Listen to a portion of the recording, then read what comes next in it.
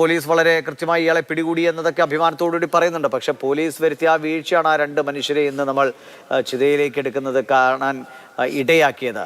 Police അതിൽ ഇപ്പോൾ പ്രതികരണമൊന്നുമില്ല, അതിൻ്റെ അന്വേഷണമൊക്കെ നടക്കട്ടെ. പക്ഷേ നാട്ടുകാരുടെ ഒരു പ്രതിഷേധത്തിനുള്ള കാരണവും അതൊക്കെ കൂടിയാണല്ലോ.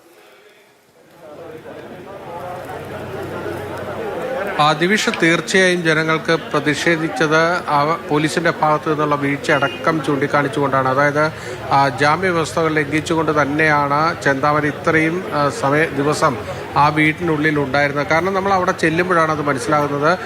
ഈ കൊല്ലപ്പെട്ട വ്യക്തികളുടെ വീടിന് നേരെ എതിർവശത്ത് ഒരു 10 അടി വീതിയുള്ള ഒരു റോഡ് ഒഴിച്ചാൽ മറ്റ് വേറെ തടസ്സങ്ങളും നേരെ എതിർവശത്തെ വീട്ടിലാണ് താമസിക്കുന്നത്.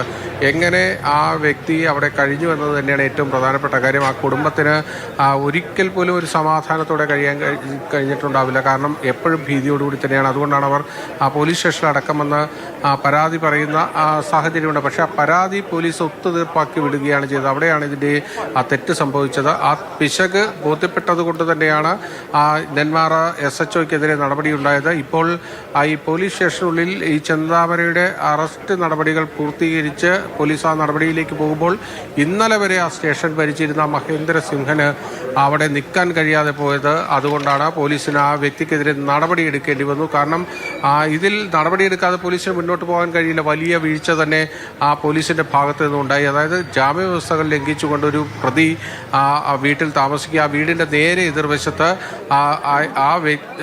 ഈ ചെന്താമര കൊലപ്പെടുത്തിയ സ്ത്രീയുടെ ഭർത്താവും അമ്മയും കഴിയുക, അവരെ പിന്നീട് വൈരാഗ്യത്തിൻ്റെ പുറത്ത് കൊലപ്പെടുത്തുക, അതുതന്നെയാണ് ഇവിടെ സംഭവിച്ചത്. അതുകൊണ്ട് പോലീസിൻ്റെ ഭാഗത്ത് നിന്ന് നമുക്ക് ഒരിക്കൽ പൊറുക്കാൻ കഴിയാത്തൊരു തെറ്റ് തന്നെ ഉണ്ടായി. ആ തെറ്റിൻ്റെ ഭാഗമായിട്ടാണ് പോലീസിൽ നടപടി ഉണ്ടായിരിക്കുന്നത്. അതുകൊണ്ട് തന്നെ ജനരോക്ഷവും ശക്തമാണ്. ഇപ്പോൾ ഈ പോലീസ് സ്റ്റേഷന് പുറത്ത് നേരത്തെ ഉണ്ടായിരുന്ന ആളുകളൊന്നുമല്ല, വേറെയും കുറേ ആൾക്കാരൊക്കെയാണ് സംഘടിച്ചെത്തിയിരിക്കുന്നത്. മറ്റാൾക്കാരെല്ലാം തന്നെ ഇവിടെ നിന്ന് പോവുകയും ചെയ്തിട്ടുണ്ട്. കാരണം ആദ്യഘട്ടത്തിൽ ഇവിടെ തർക്കവുമായി വിട്ടു വന്നത് ഈ സമീപവാസികളൊക്കെ തന്നെയാണ്. ആ സമീപവാസികളെല്ലാം തന്നെ ഇവിടെ നിന്ന് പോയി. ഇപ്പോൾ പുതിയൊരു കൂട്ടം ആളുകളാണ് എത്തിയിരിക്കുന്നത്. അതുകൊണ്ട് തന്നെ ഇപ്പോൾ പഴയതുപോലെയല്ല കാര്യങ്ങൾ. പ്രതിഷേധങ്ങളിലേക്കൊന്നും പോയില്ല. പ്രതിഷേധങ്ങളൊക്കെ ഒതുങ്ങുകയും ചെയ്തിട്ടുണ്ട്. കോൺഗ്രസ് പ്രവർത്തകർ ഒരു ഭാഗത്തുണ്ട്. അവരാണ് നേരത്തെ അല്പം തർക്കങ്ങൾ ഉണ്ടാക്കിയത്. പോലീസ് സ്റ്റേഷനകത്ത് കിടന്ന് DYSP ചോദ്യം ചെയ്ത് നിങ്ങൾ എന്തിനും ഇവിടുത്തെ നാട്ടുകാരെ ലാത്തിചാർജ് ചെയ്തു തുടങ്ങിയ ചോദ്യങ്ങളൊക്കെ ഉന്നയിച്ചത് കോൺഗ്രസ് പ്രവർത്തകരാണ്. ആ കോൺഗ്രസ് പ്രവർത്തകരെയും ബലം പ്രയോഗിച്ച് പോലീസിനെ ഇവിടെ നിന്ന് മാറ്റാൻ കഴിഞ്ഞിട്ടുണ്ട്. ഇപ്പോൾ ഈ ഭാഗത്ത് സംഘർഷാവസ്ഥകളൊന്നുമില്ല. കൂടുതൽ പോലീസിനെ വിന്യസിച്ചിട്ടുണ്ട്. നമുക്ക് ദൃശ്യങ്ങളിലൊക്കെ തന്നെ അത് കാണാം.